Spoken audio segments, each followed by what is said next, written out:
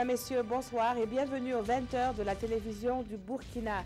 À la une de l'actualité ce soir, la télévision numérique terrestre, une réalité, une plus large couverture du territoire, des images plus nettes avec un contenu aussi divers que varié. Les avantages de la TNT ne s'arrêtent pas là. Le Burkina compte ainsi parmi les quelques pays africains à tourner le dos à la diffusion analogique. Eux ont certainement tourné le dos à leur liberté. Des individus mal intentionnés ont été pris donc la main dans le sac. Leurs trouvailles, ils reconditionnent du riz importé dans des sacs de riz produits au Burkina. On parle de 70 tonnes de riz et la scène se passe en plein cœur de Ouagadougou. Celle-ci est malheureusement bien réelle. Sur le théâtre des conflits, des millions d'enfants paient le lourd tribut. Dans un rapport rendu public ce jeudi, les Nations Unies s'alarment sur une année 2017 cauchemardesque pour les enfants vivant en zone de conflit. Bienvenue à tous. Tout d'abord, cette prestation de serment. Ils sont 3 nouveaux membres à intégrer le Conseil constitutionnel, la plus haute juridiction de l'État. Les sieurs Idrissa Kéré, Larba Yarga et Balamine Ouattara mesurent leurs nouvelles responsabilités, et ce devant le chef de l'État et des autres présidents de l'institution. Le point avec Alidou Badini et Mounira Kéré. De façon solennelle, les 3 nouveaux membres du Conseil constitutionnel prêtent serment. Devant le président du Faso, le président de l'Assemblée nationale et les autres membres du Conseil constitutionnel, Idrissa Kéré, Larba Yarga et Balamine Ouattara jurent de remplir fidèlement leurs fonctions et de les exercer en toute impartialité dans le respect de la Constitution. J'ai quitté l'université après 39 ans, 11 mois et 26 jours. Donc à 4 jours près, c'était 40 ans. Alors j'enchaîne avec une carrière, disons, de juge constitutionnel. Et là aussi, bon, c'est un mandat, disons, qui augure des challenges importants. Cette cérémonie solennelle répond à une exigence légale. Les nouveaux membres sont invités à être des bâtisseurs d'une justice constitutionnelle nouvelle, une justice résolument engagée dans la protection des droits fondamentaux et dans la protection de l'état de droit. Nous sommes aussi le juge de la Constitution. Le président du Conseil constitutionnel l'a dit au niveau de l'audience. Je pense qu'il est de notre devoir de travailler à ce que, de contribuer à ce que le droit soit effectivement respecté au niveau du Burkina Faso. Et je pense que c'est là une mission première que nous avions à exécuter. C'est des sentiments de juste angoisse.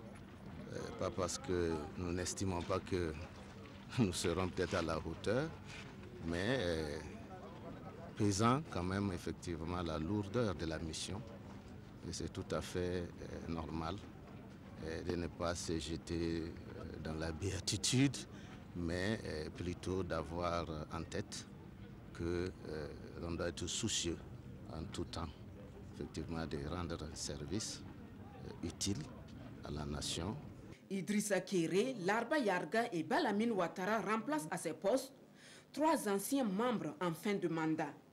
En prenant leur siège à côté des autres membres du Conseil constitutionnel, ils sont invités à faire évoluer le droit pour une société juste et équitable.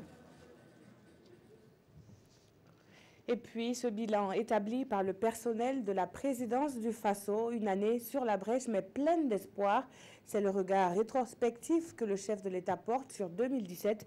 C'était à l'occasion de la cérémonie de présentation de vœux entre travailleurs de la présidence, compte rendu de Salif Belem et Zalissa Sanfo.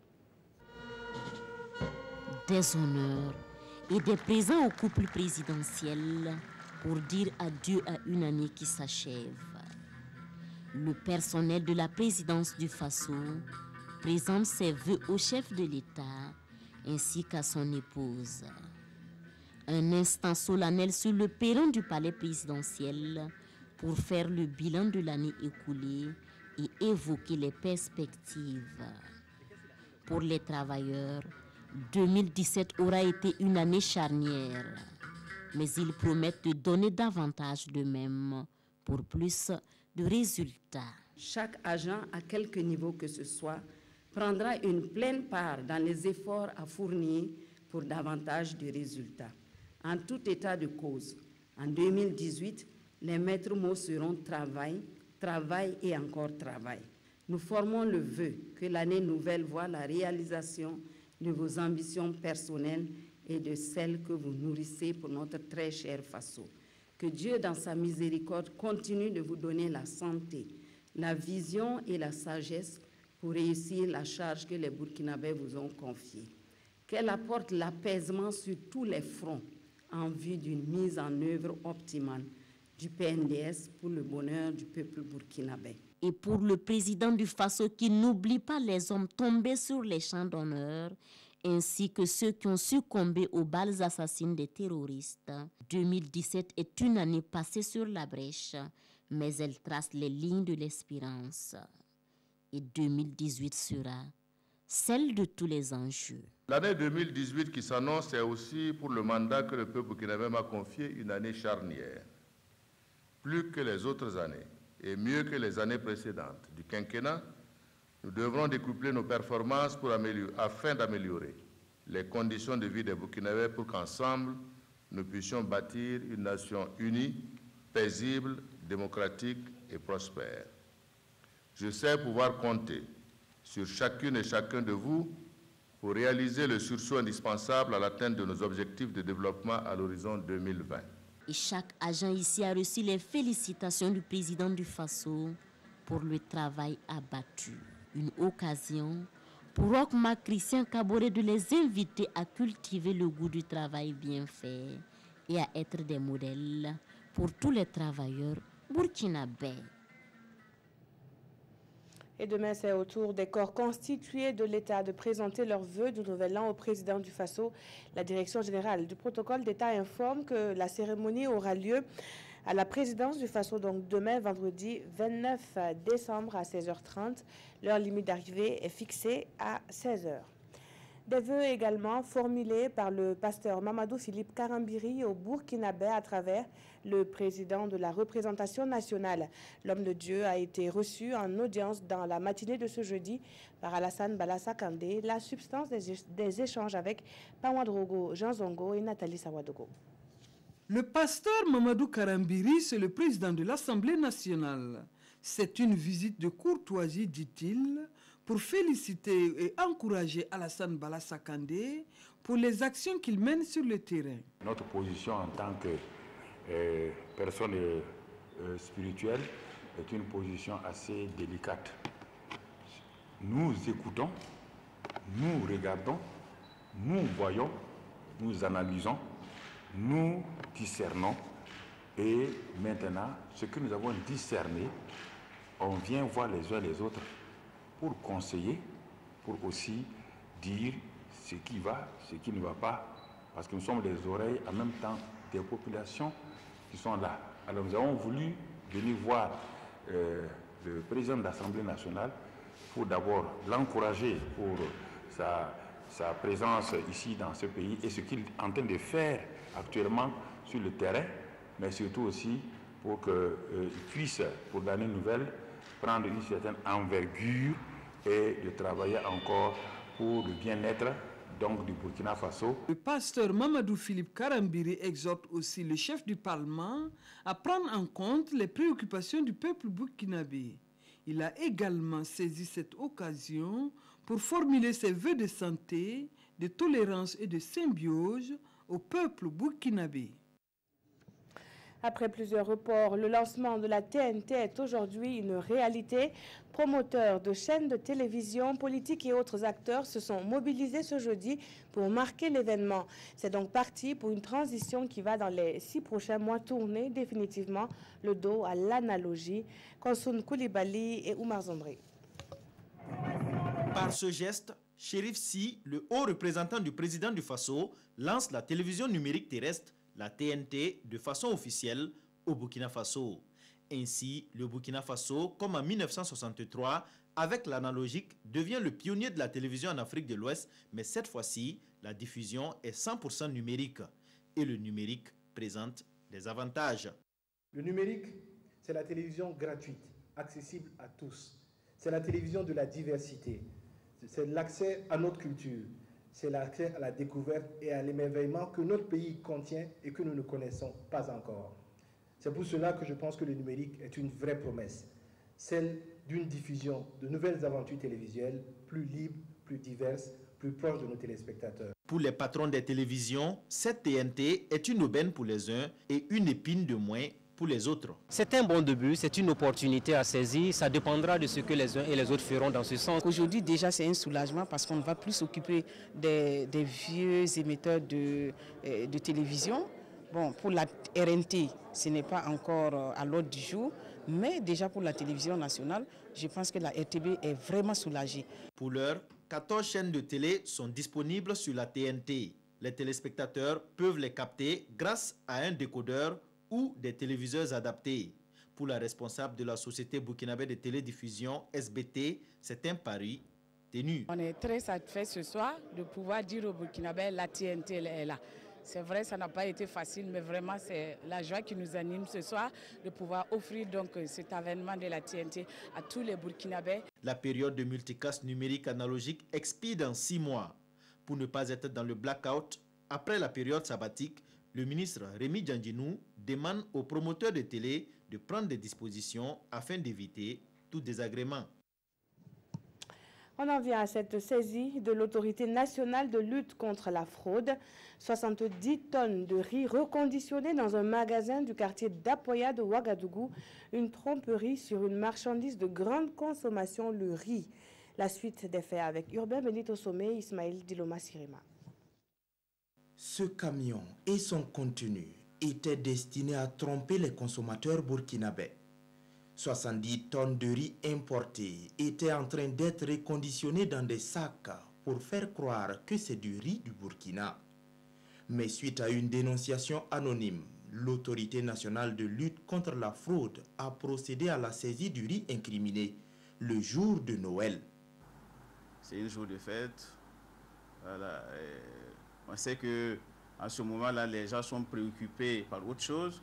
On est dans la fièvre de la fête et qu'on peut profiter effectivement et puis frauder.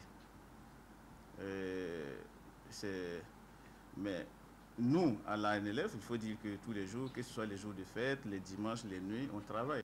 Les enquêtes sont en cours pour définir l'ampleur de la tromperie. Les premiers soupçons indiquent que ce riz devait servir à honorer des marchés publics, comme ceux des cantines scolaires et des hôpitaux. Au-delà même de l'économie, nous doutons en fait de la qualité du riz. Parce que rien ne prouve que ce riz de Maroki n'a pas été aussi reconditionné dans les mêmes conditions. Et pour attester de la qualité de ce riz d'origine douteuse, l'autorité nationale de lutte contre la fraude a pris attache avec le laboratoire national de santé publique. Mais d'ores et déjà, les fautifs de cette tentative de tromperie du consommateur risquent des peines de prison d'1 à 5 ans. Le coton, celui qui est bien produit au Burkina, a de beaux jours devant lui. Cela passe par la sérénité de ses acteurs. L'association interprofessionnelle du coton a mesuré la nécessité au cours d'une assemblée générale tenue à Bobo-Dioulasso. Le compte rendu de ces assises avec Lamine Karantawo, Siri Kimilogo et Kadou Romenki.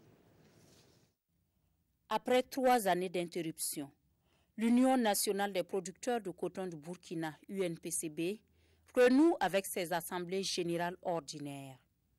C'est donc une assemblée sous forme de bilan sur une période étalée de 2014 à 2016 qui réunit ici à Bobo-Dioulasso les différents acteurs de l'or blanc du Burkina.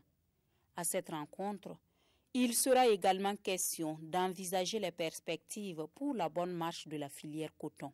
Aujourd'hui, c'est l'occasion vraiment de présenter le bilan aux membres de l'UNPCB et pour montrer ce qui a été fait. Et ce sera une belle occasion pour nous de montrer un peu le plan d'action budget de l'année 2018.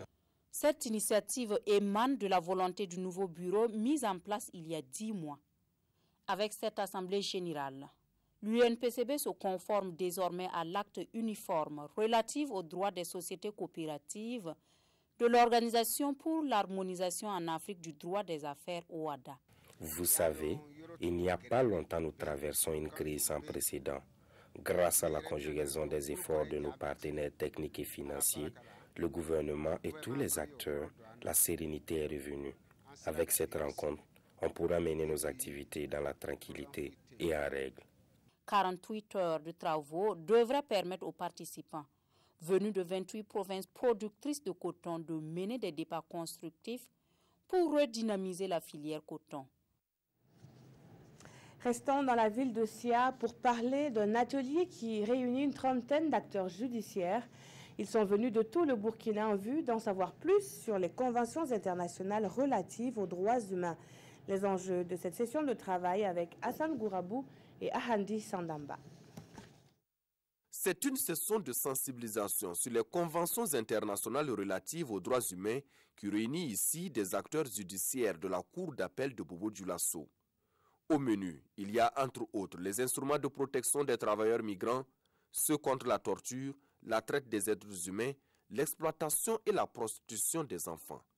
Objectif, promouvoir les bonnes pratiques, c'est-à-dire les recours à ces conventions internationales ratifiées par le Burkina Faso dans les procédures judiciaires. Une fois qu'on ratifie ces instruments, ils intègrent l'ordonnancement juridique interne. Nous avons fait un constat et il y a une faible invocation donc, des instruments internationaux devant donc, nos juridictions. Cette session donc, de sensibilisation vise donc à amener l'ensemble des acteurs à aller vers donc, cette invocation des instruments qui protègent les droits humains. Cette session vise également la vulgarisation de toutes les conventions pertinentes relatives aux droits humains auxquelles notre pays est parti. L'atelier de Bobo-Dioulasso qui concerne une trentaine de magistrats, de conseillers, de greffiers et de gardes de sécurité pénitentiaire se tient après celui de Fadan Gourma. L'heure est plutôt au bilan pour l'association des municipalités du Burkina. Le bureau national et les bureaux régionaux se sont retrouvés dans la capitale pour faire le point des activités menées en 2017. Ils envisagent relever encore plus de défis en 2018, nous disent Paul-David Bambara et Tanga Kafando. Réunis à Ouagadougou, les membres du bureau national et des bureaux régionaux vont passer au pas et faire les actions menées en 2017. Nous avons pu exécuter plus de 70% des activités que nous avons prévues, notamment en termes de formation. Comme vous le savez si bien, nous sommes une nouvelle génération d'élus, d'autres sont à leur premier mandat, donc il fallait donner des outils aux différents élus locaux pour qu'ils puissent exercer pleinement leurs fonctions. Et pour 2018, ce sont de nouveaux projets, de nouveaux défis. Comme nous sommes les premiers acteurs de cette décentralisation, il faut que nous arrivions à stabiliser déjà nos différents, nos différents conseils. Vous savez que ça et là, il y a quelques perturbations au niveau des conseils municipaux, mais le cadre juridique et réglementaire étant en train d'évoluer, nous espérons que l'année prochaine, on verra plus de stabilité. Une situation qui préoccupe également le ministère de tutelle qui prépare un projet de loi qui sera bientôt soumis à l'Assemblée nationale. Nous sommes en train de rédiger un code général des collectivités territoriales et je crois qu'avec l'adoption de ce code-là, beaucoup de problèmes vont être résolus puisque nous sommes partis donc des faits concrets qui sont vécus sur le terrain pour essayer de codifier, de mettre un certain nombre de garde-fous pour éviter donc qu'on ne soit toujours en train de remettre en place des exécutifs locaux. Cette rencontre statutaire est la première de l'année 2017 et la deuxième de la mandature de la nouvelle équipe. La décentralisation passe également par les routes, désenclaver les villes et les campagnes. C'est là l'objectif premier du secrétariat permanent du programme sectoriel des transports. La structure porte un projet financé par la Banque mondiale et la coopération suisse. Comment se présente-t-il et surtout, comment s'opère sa mise en œuvre? Réponse avec Yacouba Gamene et Vincent Kienrobeogo. Et l'accès aux infrastructures dans les zones rurales et urbaines en cas de crise ou de situation d'urgence. C'est l'un des objectifs visés par les acteurs du projet de transport et de développement des infrastructures. Réuni en session ordinaire, le comité de pilotage veut mettre en place des composantes pour poursuivre normalement le mécanisme mis en place depuis le 9 novembre dernier. Oui, l'objectif recherché, c'est la mobilité et l'accessibilité des zones du projet, les zones ciblées, à savoir les régions urbaines et interurbaines où effectivement se passe le projet, à savoir nous avons Dédougou, nous avons Koudougou, Wayouya, Manga et Tankodogo. Nous allons approuvé ou validé le programme de 2018, à savoir le plan de passation, le rapport d'activité et la mise en œuvre des recommandations qu'on avait eu à poser. Nous allons effectivement revisiter ces recommandations et voir si effectivement elles sont de mise, si elles sont tenues, ou comment en tout cas nous allons faire pour la mise en œuvre de ces recommandations. Dans toutes les composantes, le bilan est satisfaisant, au-delà même de la moyenne, c'est-à-dire que presque les 100%. Le projet vise à construire des infrastructures de désenclavement dans les zones de production. Il bénéficie de l'appui financier de la Banque mondiale et de la coopération suisse. Un budget estimé à plus de 8 milliards de francs CFA pour la première composante, en attendant les 3 autres. Du théâtre à présent avec une initiative, celle d'attribuer un label de qualité aux troupes intégrant la dimension sociale. L'atelier théâtre burkinabé entend ainsi favoriser des productions artistiques de qualité. Cette année, 10 troupes ont été labellisées. Quelle est leur particularité? Élément de réponse avec Rasmane Zoundi et Nathalie Sawadogo. L'organisation dévoile ses lauréats. Au total, 10 troupes sont détentrices du certificat de label de qualité. Et ce, après 3 mois d'intense formation sur des thèmes divers. C'est vraiment une opportunité pour nous aussi de voir que ce que nous faisons a une grande valeur et que ce que nous faisons participe également au développement de cette belle nation que nous aimons tous. On a dégagé 4 grands critères. Ce sont d'abord les qualités artistiques. Le deuxième critère a été la maîtrise des techniques du théâtre forum. Le troisième critère a été le critère de la gestion et du management de la troupe. Et le dernier, ça a été, est-ce que la troupe est capable d'être une troupe pérenne?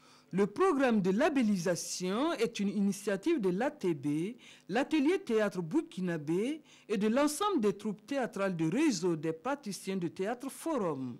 L'objectif est de renforcer le savoir-faire des troupes théâtrales, leurs compétences techniques et artistiques, afin de les rendre plus performantes pour le développement de la nation. La labellisation, c'est un vieux rêve que nous avions, nous tous, troupes de théâtre forum. Un rêve de pouvoir bénéficier d'un espace de renforcement de nos capacités, d'un espace de formation, de suivi, de coaching, afin que nos prestations soient encore plus fortes. Elles étaient plus d'une trentaine de troupes à prendre part à cette première édition. Une édition rendue possible grâce à l'appui du Luxembourg. Et les initiateurs espèrent que ces lauréats sauront faire valoir le titre de label de qualité. Rendez-vous est pris pour 2018. 2 artistes, 2 pays, mais une même passion, la musique. Le concert musical tant attendu par les mélomanes a lieu ce soir même au stade Issouf Joseph Konombo. DJ Arafat et Flobi prouvent ainsi que les désaccords entre eux font désormais partie du passé. La star ivoirienne du coupé décalé sera sur 2 scènes à Ouagadougou et à Bobo-Dioulasso. Salifou Belem et Bouma Ernest Nebié. Didier Arafat est déjà au Burkina pour ses 2 concerts à Ouagadougou et à Bobo-Dioulasso, respectivement le 29 et le 30 décembre 2017. Sa venue crée la surprise chez certains, car Didier Arafat, disent-ils, ne respecte pas le plus souvent ses engagements. Des preuves, un rendez-vous manqué au Burkina l'année dernière à l'anniversaire de la carrière musicale de Flobi et celui manqué tout dernièrement avec le public sénégalais. L'artiste s'explique. C'est normal que beaucoup de personnes ne pensaient pas que j'allais être là, mais comme je l'ai dit, le problème de Dakar, c'est un problème de manque de professionnalisme. Donc ce n'est pas seulement les artistes qui font des fautes, c'est aussi les promoteurs, le DJ Arafat. C'est quelqu'un de carré et lorsque tu lui dis un truc, il faut que ça soit ça. Lorsque c'est pas ça, le petit côté vilain de destructeur prend le dessus. Quand tu me payes, je suis là. Par exemple, là, moi et M. Zoman ne sont pas encore venus pour le reste de mes sous, mais je suis là. S'il n'y a pas mes sous, pas de chanson. Des concerts qu'il animera avec Flobi, un artiste avec qui DJ Arafat a eu un couac l'année dernière pour n'avoir pas honoré son rendez-vous à la célébration de la carrière musicale de cet artiste burkinabé. À la question de savoir si la réconciliation est faite, pour Didier Arafat, c'est une mésentente qui relève maintenant du passé. Je suis l'ami de tous les artistes et je suis là pour un concert. Je suis très content de partager ce plateau avec mes frères artistes. Yorobo, 12 500 volts, Juste d'Afrique, Burus Sama, commandant Zapra, autant de surnoms pour Didier Arafat. Avant le 29 et le 30 décembre, il donne cet a cappella à tous ses fans. T'as pas dit que je vaux rien, maintenant tu danses. Que Arafat est présent au Burkina, on va faire le show là. J'invite de tous les fanatiques à prendre de part, commencer à payer vos tickets. Sinon, celui qui ne m'a pas vu ne me verra pas. Je m'en vais. Bien. Hors de chez nous et une information de dernière minute, George Weah remporte largement le second tour de la présidentielle au Libéria. L'ex-footballeur obtient plus de 60% des voix. Son adversaire, Joseph Boakai, a lui recueilli un peu plus de 38%. Ces résultats sont avancés par la Commission électorale nationale après le dépouillement de 98,1% des suffrages. L'UNICEF tire la sonnette d'alarme sur une année jugée cauchemardesque sur la situation des enfants en zone de conflit. Ils sont donc pris pour cible, souvent utilisés comme des boucliers humains et surtout privés de leurs droits les plus élémentaires. Dans un rapport rendu public ce jeudi, l'Organisation des Nations Unies pour l'enfance en appelle à un sursaut mondial. Le rapport 2017 de l'UNICEF sur les enfants en zone de guerre est alarmant. Toute l'année, les enfants se sont retrouvés en première ligne de conflits majeurs comme en Irak, en Syrie, au Yémen, au Nigeria, au Sud-Soudan ou en Birmanie.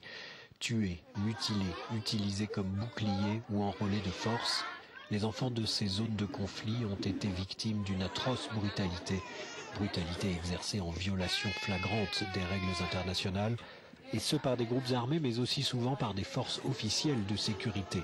Ainsi, dans certains contextes, les enfants enlevés par des groupes extrémistes sont à nouveau victimes de violences après leur libération par les militaires. Dans certaines régions du globe, en Afrique noire notamment, des millions d'enfants sont des victimes indirectes des guerres et souffrent de malnutrition, de manque d'éducation ou d'accès aux soins. Viol, mariage forcé ou esclavage constituent d'autres cas relevés fréquemment par l'UNICEF, qui appelle tous les États et forces en présence à respecter et user de leur influence pour faire respecter les lois protégeant les enfants. À la une des journaux du jour, le procès d'un ex-ministre de Laurent Gbagbo.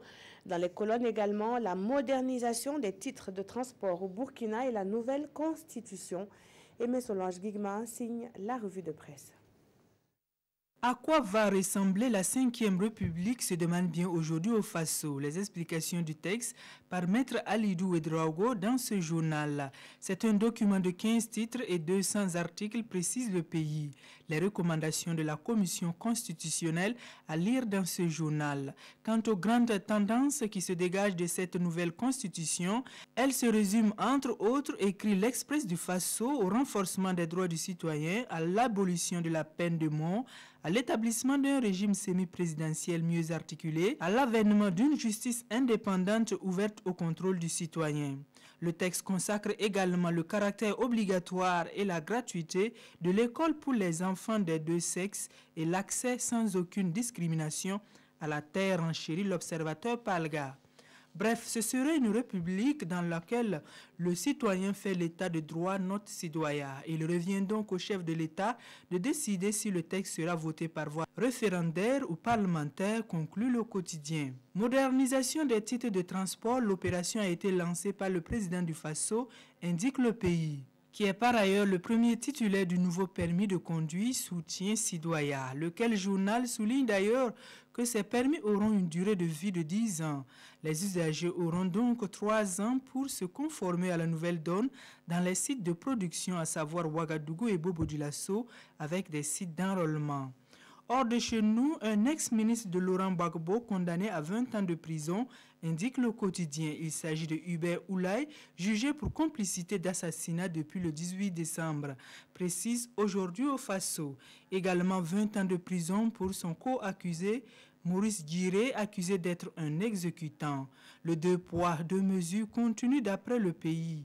C'est dire donc que le problème de la réconciliation reste entier et peine véritablement à prendre corps, conclut ce journal. Merci d'avoir suivi ce journal qui s'achève. Santé Mag reprend du service ce soir avec un thème propice en cette période de fête, l'alcool. Maïmouna Dao et ses invités vous retrouvent à partir de 21h en direct.